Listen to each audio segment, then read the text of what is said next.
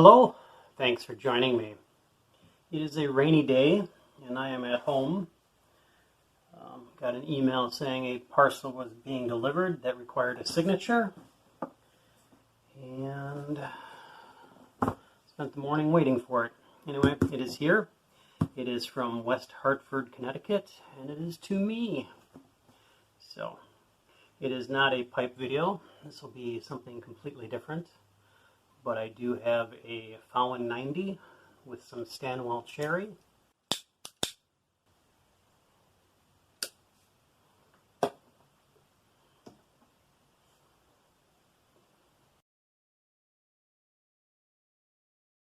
Alright, let's get this package opened.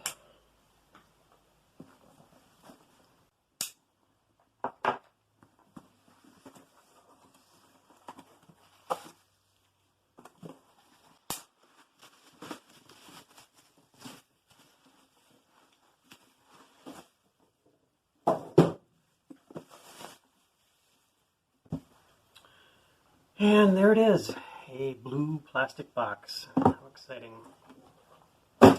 Anyway, it is a repair of a Colt King Cobra. It is one of the new production King Cobras. And it was sent back because of excessive end play or end shake. And it went out of time, which means the cylinder wasn't locking when the hammer was falling. So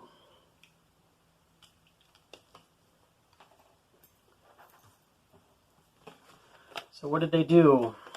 They repaired end play, fit new hand for timing, adjusted to factory specs, and test for function 5/20, whatever that means. So let's take a look at it.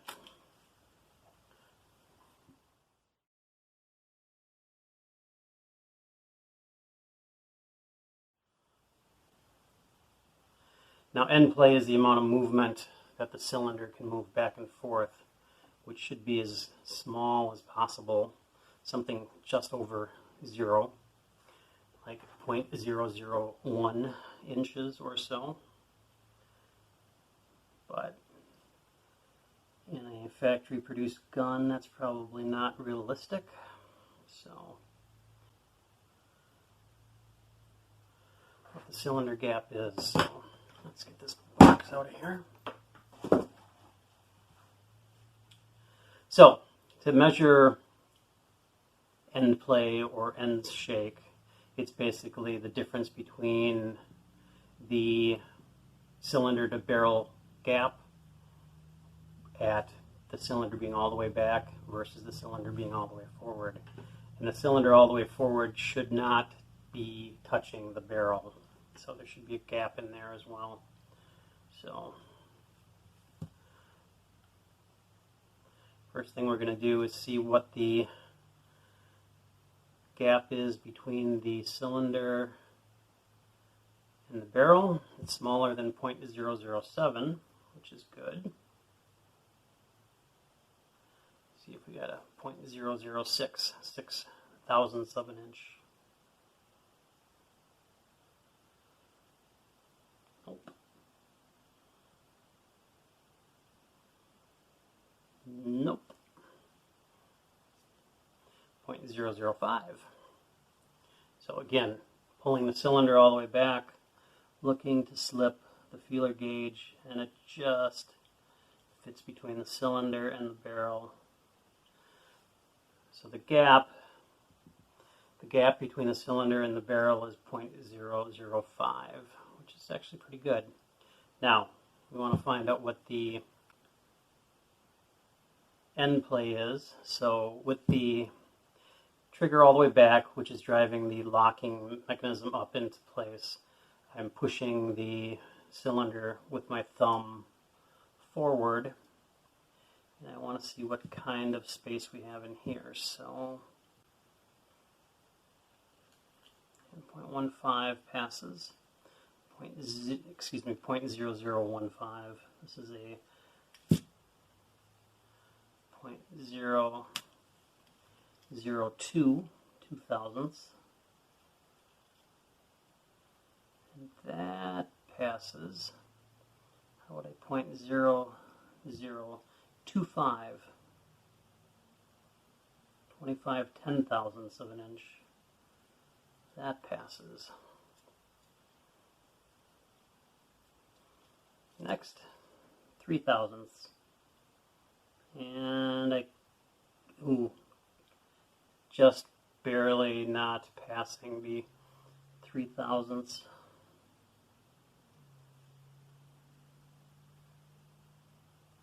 I guess there I could get it.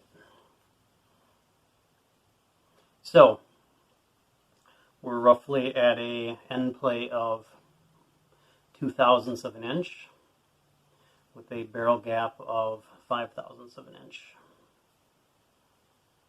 Much better than when it left. Snap caps here. Snap caps. They're just a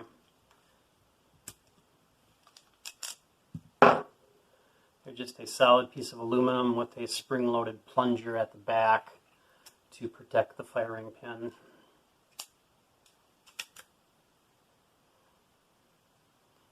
So, perfect.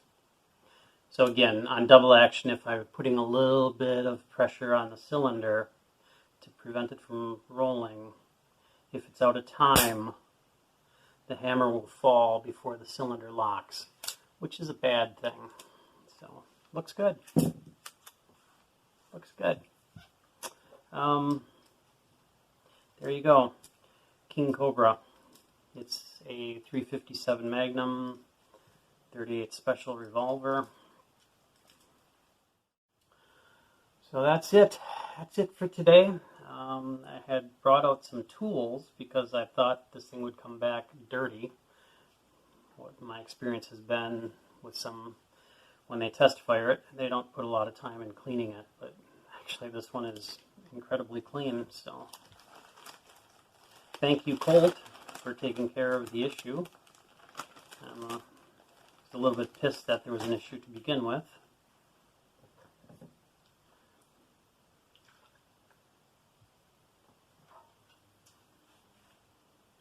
I'm just curious how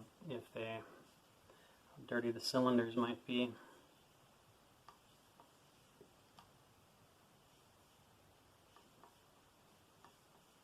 Not too bad. Again, high praise for Colt here.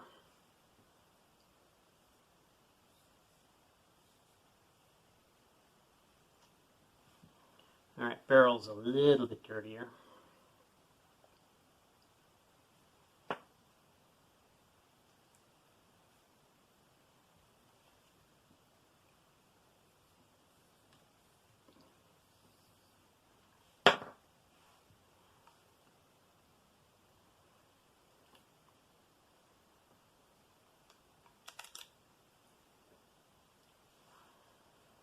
Sweet. I know some people have questioned what Speedloaders work with the new King Cobras. It's actually the old Detective Special Speedloaders, which I think also work with the Cobra. The cylinder on the King Cobra and the Cobra are the same, even though this is 357 and the Cobra is 38 Special. So, Detective Special Speedloaders. And then holsters are a problem for Colt. Nobody's making holsters. But I did find that if you can find a holster for a Ruger SP101, they sort of work. The Colt King Cobra is pretty close to the same length from barrel end to cylinder end, but the Ruger frame is bigger. So what I found is I was able to modify an existing holster. So I don't have a good colored pointer here, but anyway, you can see there's this weird stitching here, this egg-shaped oval. Anyway, This outer line is where the original stitching was. I shortened it up by about 1/2 inch to fit the Colt basically perfectly. So there you go. Ruger SP101 holsters sorta can be modified to fit the new Colts. And then you can also get a semi-custom craft holster. I think this is actually a Falco holster out of Italy. Italy via the Slovak Republic. But anyway, they do make holsters that nicely fit, without modification, the King Cobra. So, another option. Alright, this is not going to be a gun channel. I just happened to be home for delivery of the parcel. Thought I'd take a look at it, show you what end shake is, what the barrel gap is, how it's measured, and my comments on the King Cobra. Really was disappointed that the firearm had issues. 3 weeks later, after sending the Colt, it comes back, and dimensionally it's in good shape. We'll see how this dimension holds up after a few hundred rounds. See if there's any movement at all. So.